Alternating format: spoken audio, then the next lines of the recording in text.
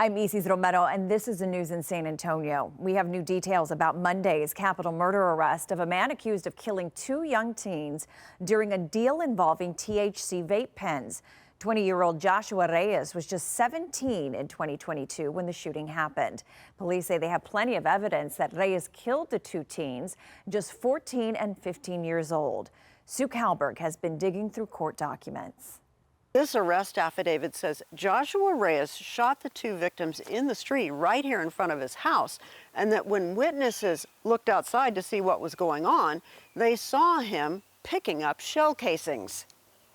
15-year-old Edgar Everardo Menchaca and his 14-year-old cousin Edgar Emiliano Rojas were shot in a vehicle that was parked in the street. One died on the scene, the other when he arrived at the hospital. But as police arrived and processed the crime scene, witnesses were watching. And now, an affidavit explains that one witness told police they saw a relative pull up, pick up Reyes, and drive from the scene. A witness also told police Reyes confessed to the crime, providing confidential details that matched crime scene evidence. The affidavit says police have incriminating text message exchanges and DNA evidence from inside the vehicle as well. If Reyes is able to post that $650,000 bond, there will be conditions like full house arrest with GPS monitor. His next court date has not yet been set. In Southeast San Antonio, Sue Kalberg, KENS 5.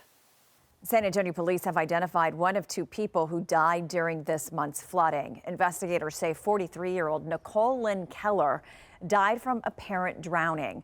Chief William McManus previously said friends reported Keller and a man missing after being swept away by high water. Keller's body and another body were later found near Highway 281. A case initially focused on tracking undocumented migrants has led to the arrest of two women for human smuggling. The Bexar County Sheriff's Office says the arrest happened Saturday following reports of activity at a truck stop. Earl Stoudemire explains. Bexar County deputies arrested Diana Yvette Salazar and Cassandra Cias on human smuggling charges. BCSO says they tracked Salazar picking up two men at the Love's truck stop on I-35 in Fisher Road to then head to her home on Hay Street. Deputies saw the men enter her home and a short time later saw Salazar get into her car with a guy and two kids. When deputies did the traffic stop, they tell us the man, Victorino Ramirez, tried to run away but was arrested for evading. Salazar was also detained. Cassandra Cias left Salazar's home at a later time, and when deputies stopped her, they discovered her passenger, Merced Peña, is an undocumented migrant. Salazar and Cias are being charged with organized criminal activity and human smuggling. They're here in the Bexar County Jail with bonds totaling $150,000 and $200,000. Earl Stoudemire, KENS 5.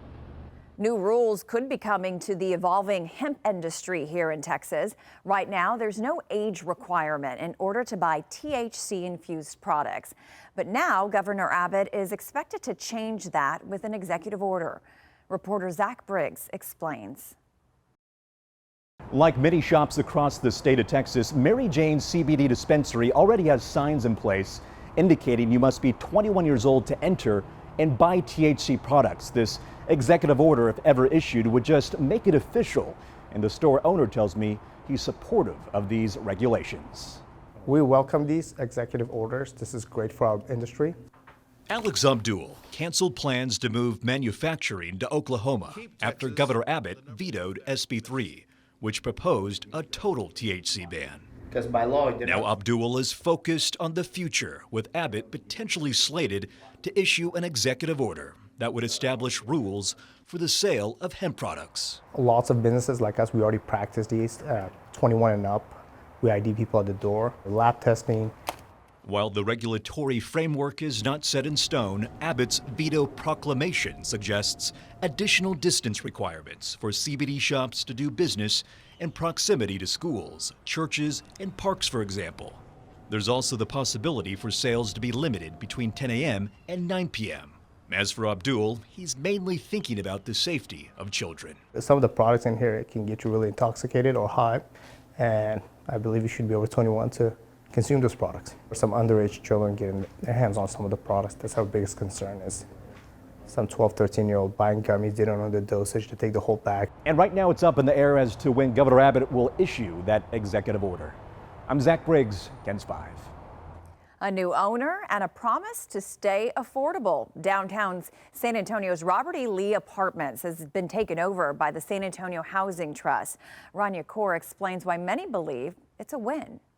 The San Antonio Housing Trust, in buying the Robert E. Lee apartment complex, has just made sure that the apartment complex stays affordable for the long term. There are 72 units, and residents have to make below 60% of the average income in San Antonio and New Braunfels to live there. The building went up for sale on February 15th with a $4.35 million price tag. Weston Urban, which is behind the Soap Factory Apartments and the Missions baseball team, initially put in an offer. When we spoke to residents back in March, one said it was either the San Antonio Housing Trust buys the property or homelessness. People there, including myself, just can't come up with money to move, in deposits and how much the movers and everything. So most of us kind of figured we would end up homeless just because we couldn't afford to do anything. The San Antonio Housing Trust is a nonprofit created by the city of San Antonio that uses public and private dollars for affordable housing.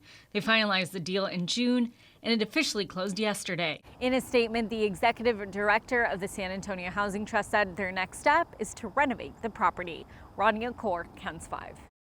Tejano music star Ram Herrera shares personal news with his fans. In a video posted to Facebook, he revealed he has stage 4 prostate cancer. He says he won't need chemotherapy, but will be treated with medication, followed by radiation. I urge you guys that are like between 40 and 50, 60 years old, I would say around 50 years old, go get screened for prostate and colon cancer. It's a simple screening. If I can urge you to go do it, if you have something, you can find it quickly and deal with it. My treatment is Herrera thanked fans for their prayers, love, and support. And as you heard there, also urged others to not wait to get checked out. And that's the news in San Antonio.